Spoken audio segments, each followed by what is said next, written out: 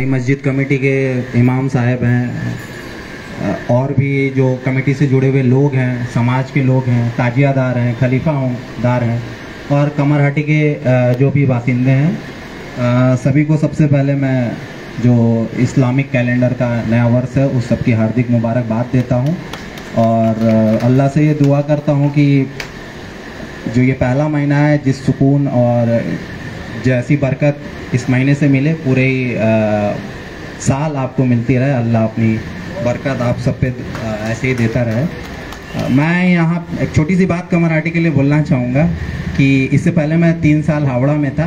आप सभी परिचित होंगे पिलखाना गोलाबारी इलाके से।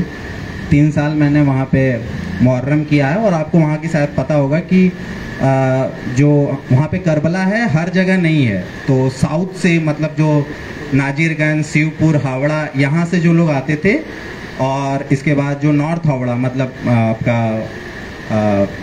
बेलूर और माली 5 घोड़ा से जो लोग आते थे, सारे चूँकि करबला पिलखाना में था तो सारे ताजियादार वहीं पे आते थे अपना लास्ट करने के लिए। तो वहाँ पे मोर देन 100 ताजियाज आते थे और काफ़ी सुकून से प्लानिंग अच्छे से होती थी क्योंकि उसमें सभी का इन्वॉल्वमेंट बहुत अच्छे से रहता था। इसमें टाइमिंग का बहुत महत्व रहता है क्योंकि सभी को बार बार सलामी दी जाती थी। तो अगर टाइमिंग में थोड़ा बहुत डिफरेंस होता था तो सलामी देने में टाइम अननेसेसरी लग जाता था। तो इसमें प्रॉपर प्लानिंग होती थी, कौन ताजिया किस समय निकलेगा, किस पॉइंट पे पहुंचेगा, ये प्रॉपर प्लानिंग होती थी और ताजियादार, खलीफादार और भी जो उससे जुड़े लोग थे इसको अच्छे से मेंटेन करते थे। मैं दूसरी रास्ते पे चला गया। पहले ये बोलना चाहता हूँ कि जब मैं यहाँ पे आया फरवरी में तो मुझसे पूछा गया कि तुम्हारा साउथ जोन है काफ़ी पीसफुल है बट एक डिस्टर्ब इलाका है कमरहाटी, थोड़ा वहाँ पे प्रॉब्लम हो सकती है। बट आज 6 महीने गुजर गए हैं। मैं आपको दावे के साथ आपको खुश करने के लिए नहीं बोल रहा हूँ, खुश करना मेरा काम नहीं है, मैं खुश करने के लिए नहीं बोल रहा हूँ बट बोल रहा हूँ कि कमरहाटी ने मुझे इन 6 महीने में सबसे कम परेशान किया है। यहाँ पे ना तो मुझे कोई बड़ा लॉ एंड ऑर्डर फेस करना पड़ा, ना तो कोई बड़ा वो बार बार आने की ज़रूरत पड़ी। इनफैक्ट और जो थाने मेरे जो सो कॉल्ड पीसफुल बोले जाते थे, वो इलेक्शन हो चाहे और भी हो, मुझे वहाँ जाना पड़ा बट यहाँ आने की मुझे ज़रूरत नहीं आन पड़ी। इसका श्रेय मैं अपने नहीं लेता हूँ, इसका श्रेय मैं कमरहाटी वालों को देना चाहता हूँ कि आपने आपस में इसको एक हर जगह कुछ ना कुछ असामाजिक तत्व होते हैं, लेकिन अगर फैमिली से, समाज से अगर उन पर प्रेशर आता है तो वो खुद कंट्रोल में रहते हैं। पुलिस तो एक है ही बट अगर समाज से उन पर प्रेशर आए तो चीज़ें खुद ब खुद लाइन में एक उसमें लगी रहती हैं। पेरेंट्स का, समाज का, परिवार का एक आदमी को गलत रास्ते पे ना चला जाए। जितना योगदान होता है उस योगदान की जो क्षतिपूर्ति होती है वो और कोई नहीं कर सकता। एक बच्चा अगर बिगड़ जाता है तो फैमिली से ही बिगड़ जाता है अगर उसको सही से ताकीद न की जाए, सही से सही रास्ता न दिखाया जाए। बट मैं आशा करूँगा कि आगे आने वाले समय में भी ऐसे ही शांति और ऐसी बना रहे ये जो यहाँ का सिचुएशन है। मैं ऐसी उम्मीद करूँगा आपसे। आप सभी जानते हैं, मैं तो आपको क्या ही बताऊं कि आपको सभी को पता है कि हुसैन की शहादत ही इस बात को रही थी कि उन्होंने गलत को नहीं माना था। किसी भी जोर जबरदस्ती, जो यजीद था जिसने लोगों की, एक कौम की बात को न मानकर खुद ही अपने आप को इस्लाम का पैगंबर मान लिया था, जिसमें सभी समूहों की, सभी की सहमति नहीं थी, फिर भी वो हुसैन से ज़बरदस्ती अपने आप को ये मानना चाहता था कि तुम भी हमारी हुकूमत को मान्यता दो। हुसैन ने उस गलत बात को ये जानते हुए भी कि उनके बच्चों की, जिसमें मैंने सुना पढ़ा है कि कुछ तो 2 साल से भी कम थे, उनके महिलाओं की, उनकी फैमिली की, उनके मानने वालों की जान भी जा सकती है, फिर भी वो गलत के आगे नहीं झुके, उन्होंने सही को माना। तो हुसैन की शहादत हमें ये सीख देती है कि हमें आपसी जो गलत है, जो चीज़ सही नहीं है, उसको नहीं मानना है और आपस में ये छोटे मोटे झगड़े नहीं करने हैं। अगर जैसे आपका नाम क्या है? बबलू जैसे जो बात बोल रहे थे कि विभिन्न ताजिया या अखाड़ों के बीच में शायद खलीफा के चुनाव को लेकर कभी कोई प्रॉब्लम होती है, कुछ लोग नहीं मानते हैं, तो फिर तो हम हुसैन को एक तरह से सही से उनको नहीं मान रहे हैं, क्योंकि ये चीज़ होनी ही नहीं चाहिए। हमारा करबला, हमारा जो मुहर्रम का मेन ही उद्देश्य है कि हम सबको साथ में लेकर चले। तो ये प्रश्न ही नहीं उठना चाहिए था कि इसमें विभिन्न अखाड़ों या ताजियादारों के बीच में या उनके जो फॉलोअर्स हैं उनके बीच में किसी भी तरह का मतभेद हो, वरना हम अपने जो रास्ते हैं, उनकी सीख है, उसी से दूर चले जाएंगे, मूल सिद्धांत को ही छोड़ देंगे। मैं आशा करता हूँ कि विभिन्न जो ताजियाँ हैं, अखाड़े हैं, उनके बीच में किसी भी प्रकार का मतभेद नहीं रहेगा। समय स्थान जो आप लोग मिल के तय करेंगे उस पे कायम रहिए, हम प्रशासन तो आपके साथ ही रहेगा। इसके बाद कुछ छोटी छोटी बातें जो एक पुलिस प्रशासन के रूप में है, उससे पहले मैं यहाँ पे म्यूनिसिपैलिटी रही होगी, सारे म्यूनिसिपैलिटी के जो चेयरमैन हैं, सारे जिम्मेदारान लोग हैं, जाहिर सी बात है कि उससे पहले किसी भी त्यौहार के पहले रास्ते को साफ सफाई कर देना, क्लीनिंग कर देना, प्रॉपर लाइटिंग कर देना, ये बखूबी म्यूनिसिपैलिटी अदा करेगी, ऐसा मेरा विश्वास है। इसके बाद सीएससी का काम यहाँ बहुत इंपॉर्टेंट हो जाता है, क्योंकि बरसात का समय है, तार बहुत नीचे हैं, तो सीएससी से मैं अनुरोध करूँगा कि आप ये पूरे वीक में ही अपना एक ड्राइव चलाइए, कुछ टीमें रखिए, जो जितने भी पोल हैं, जितने भी ओपन वायर्स हैं, आप इनको चेक करिए कि कहीं पे कोई करंट की संभावना तो नहीं है। इसके अलावा मैं अनुरोध करूंगा कि उस दिन भी आप जगह जगह अपनी टीमें रखिएगा, खुदा ना खास्ता अगर कोई छोटी बहुत प्रॉब्लम भी है तो हम उसको साथ साथ में ही टैकल कर पाएँ। इसके बाद मैं केबल वालों से अनुरोध करूंगा कि आप अपना केबल, और सभी ताजियादारों से मैं अनुरोध करूंगा कि आप अपने ताजिया का हाइट तो आपको पता है, और सुब्रत से बोलना चाहूँगा तुम अभी हर अखाड़े के साथ एक एक ऑफिसर को टैग कर दो, जो उनसे लास्ट में ताजिया की हाइट मैक्सिमम कितनी होगी वो जान ले। उसके अलावा उसके बाद जाके थ्रू आउट द रूट में चेक कर लेगी उससे नीचे कोई गाछ, कोई वायर, ये सब है कि नहीं, और इसको टाइमली अननेसेसरी उसी दिन काटने की या साइड करने की जरूरत ना पड़े, उससे पहले ही हम उसको ऊपर उठाते हैं या डाल वाल है उसको हम बांध कर साइड कर ले, ये पहले से हो जाए, उस दिन ये प्रॉब्लम ना आए। तो अपनी हाइट देखकर आप हमें बता दीजिए, हमारा पुलिस वाला हर अखाड़े के साथ जुड़ा रहेगा। आज से ही आपका, मेरे ख्याल से आपका ताजिया बनना शुरू हो गया होगा, तो अभी से आपके साथ रहेगा। कोई भी छोटी मोटी प्रॉब्लम आ रही है आप हमें बताइए, हम उसको निश्चित रूप से दूर करने की कोशिश करेंगे।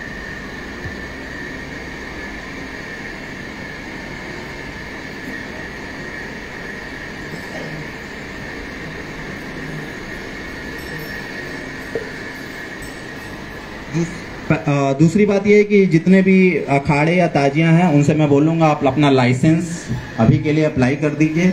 उसमें सारी चीज़ें अच्छे से मेंशन होती हैं कि आपको कौन समय निकालना है, किस रूट को मेंशन करना है। और मैं आपसे अनुरोध के साथ साथ एक कानूनी बात भी बोल रहा हूँ कि अब जितने भी प्रोसेशन और प्रोग्राम हो गए हैं हाई कोर्ट की रूलिंग के अनुसार सभी के साथ, लेकिन वॉलंटियर्स जो आपके सेवादार रहेंगे उनकी लिस्ट देना ज़रूरी है। तो आप अपने एप्लीकेशन के साथ बाय नेम जो आपके वॉलंटियर्स रहेंगे उनकी लिस्ट जरूर दीजिएगा, उनका मोबाइल नंबर अटैच रहेगा। और मैं आपसे अनुरोध ये भी करूँगा कि उनके लिए कोई एक डिफरेंट अगर ड्रेस या बैच कुछ ऐसा आप लोग रेडी कर दें जिससे कि हम उन्हें पहचान पाए कि वो कौन है, ये सेवादार हैं, तो हम उनको ऑलरेडी आइडेंटिफाई कर पाए।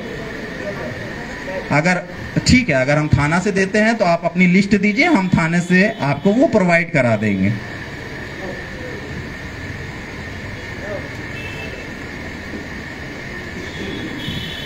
जैसे पहले ही बोला गया है कि कोई नया प्रोसेशन, कोई नया रूट अलाउ नहीं होता है, आपको पता है, ये सब करेंगे। पुलिस की तरफ से हमारा हाई राइज पे अरेंजमेंट रहेगा, हम ड्रोन सर्विलांस रखेंगे, हम सीसीटीवी फुटेज रखेंगे, सीसीटीवी कवरेज रखेंगे। चूँकि इस प्रोग्राम में महिलाएं, बच्चियां भी आती हैं, उसके लिए कुछ महिला टीमें भी रखेंगे जिससे कि टीजिंग या ऐसी किसी घटना को रोका जा सके। लाइटिंग सिस्टम हमारा यहाँ पे वो तो पूरा रहेगा ही। माटी कलेक्शन आपका मेरे ख्याल से 15 तारीख को है, 12 से 15 3 दिन चलता, वहाँ 1 दिन होता था, यहाँ से 4 दिन। आप लोग कहाँ जाते हैं माटी? वहाँ पे ही जाते हैं, ठीक है। तो उस दिन जो भी दिन ये जाएंगे अरेंजमेंट रखिएगा, और हो सके तो आप एक फिक्स टाइम ही होता है, शायद असर की नमाज के बाद जाते हैं आप लोग किसी भी, अच्छा वो डिफरेंट टाइम होता, तो तुम थ्रू आउट द डे उस दिन अरेंजमेंट रखना अगर स्पेसिफिक नहीं है तो। वहाँ पे चूंकि बिल्कुल कंजेस्टेड रास्ता और ये था, तो हर चीज़ें प्रशासन के साथ तय करके समयबद्ध किया गया था। ठीक है, जो भी आप हमको अपना समय रूट अगर बता देंगे इन्वॉल्व, और प्रोग्राम एडवांस बता देंगे, उसी हिसाब से हम अपना अरेंजमेंट रखे रहेंगे, जिससे भी कोई प्रॉब्लम। ठीक है, बढ़िया, बहुत अच्छी बात है, बहुत अच्छी बात है। मेरे ख्याल से यहाँ पे कोई डीजे वीजे व्यवहार नहीं करते होंगे। और एक चीज जैसे ये बोलने की थी कि जो ये मातम का जो त्यौहार है, इसमें एक्चुअली जो जैसे कहाँ चले गए वो, शायद चले गए, जो बोल रहे थे कि जो हम लाठी से, तलवार से, या जिस भी तरह से हम अपनी कला दिखाते थे, ये हमारे परंपरा थी, हमारी कौशल थी, जो दिन पे दिन विलुप्त होती जा रही है।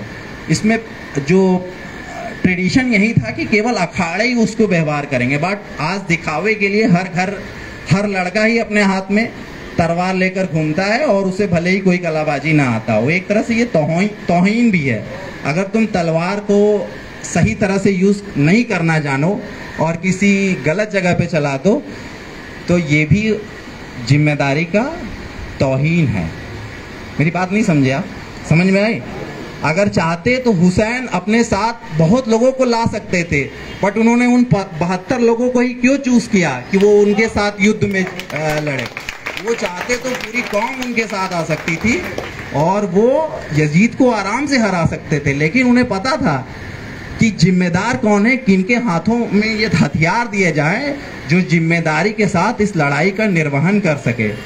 हो सकता है मेरे हाथ में अगर तलवार आई है और मेरे सामने अगर मौत खड़ी है, तो मैं उस मौत के भय से सच के सामने, सच से दूर हट जाऊं और गलत के सामने झुक जाऊं। मेरी बात समझ में आई आपको? लेकिन हुसैन को ये पता था कि ये 72 लोगों को मैं जो चूज कर रहा हूं, ये अपना सर कटा देंगे लेकिन गलत के सामने नहीं झुकेंगे। यही हमें सीख लेना चाहिए कि हम जो अखाड़े के जिम्मेदार लोग हैं, वही उस तलवार का, डंडे का इस्तेमाल करें, परंपरा को दिखाएं। सबके हाथों में हथियार दे देना ये सही नहीं है, दिखावा सही नहीं है। हथियार तो सबके पास हो सकता है, गन्स क्या मेरे पास नहीं है? मैं लेकर घूम सकता हूँ, बट इसके साथ एक उत्तरदायित्व भी आता है। हम चाहें तो सबको दे सकते हैं हथियार, बट नहीं देते। क्यों? क्योंकि साथ उसके हथियार रख लेना एक नहीं है, उसको अच्छे से रखना, उसकी इज्जत बनाए रखना, उसको कहाँ पे कैसे प्रयोग करना है, ये ज़्यादा जरूरी है। आज की हमारी युवा पीढ़ी दिखावे की तरफ चली जा रही है। ये सभी धर्मों में हो रहा है। मैं एक किसी धर्म को नहीं बोल रहा हूँ, हमारे चाहे रामनवमी हो, चाहे मुहर्रम हो, या किसी भी उसमें हो, हम अगर दिखावे की तरफ न जाकर धर्म को दिल से, तहे दिल से माने, तो ये झगड़े फसाद जैसी जो बात करते हैं ना, ये कभी आए ही ना, अगर हम उसको मूल के रूप में अगर ये पकड़े। तो आपसे मेरा अनुरोध रहेगा कि आप सभी समाज के जिम्मेदार लोग हैं, अगर बच्चों को ये सिखाएं और इस्तेमाल करें, लेकिन जो उसको पकड़ने के लायक हैं, जिनमें वो जिम्मेदारी का एहसास है कि मैं इसको लेकर समाज को, अपने अखाड़े को मजबूत करूंगा, उन्हीं को दिया जाए। सबके हाथों में ये ना दिया जाए कि दिखावे के लिए लेकर घूम रहे हैं और उसकी बेइज्जती कर रहे हैं। ये मेरा आपसे अनुरोध रहेगा। चीज़ें बदलने में समय लगता है, हो सकता है आप इस बार 100 से 90 ले आएंगे, लेकिन जो कहा गया है ना कि कोशिश करने वालों की हार नहीं होती। एक न दिन हम जिम्मेदार लोगों के हाथ में ही वो चीज़ें दे देंगे, आप देखेंगे चीज़ें खुद ब खुद अपने साथ आ गई। यही तो हमें उनसे सीख लेनी है।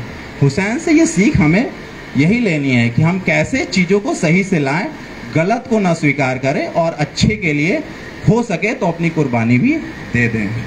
यहाँ पे 2-3 लोगों ने शेर पढ़ी है।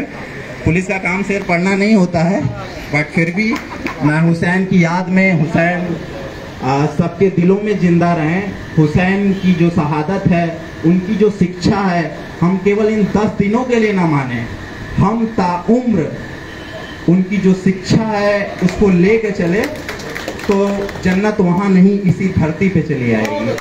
तो मैं आप सभी से ये बोलूँगा कि आप अपने बच्चों को ऐसी शिक्षा दें, ऐसे ही करें कि मुहर्रम केवल 10 दिनों का नहीं, ताउम्र को उससे जो सीख लेने की बात है, ताउम्र अगर करें तो हमारी ज़िंदगी सुधर जाएगी। मैं बस इन 2 लाइनों के साथ ये बात अपनी समाप्त करना चाहता हूँ। करीब अल्लाह के आओ तो कोई बात बने, ईमान फिर से जगाओ तो कोई बात बने, लहू जो बह गया करबला में, उनके मकसद को समझा तो कोई बात बने।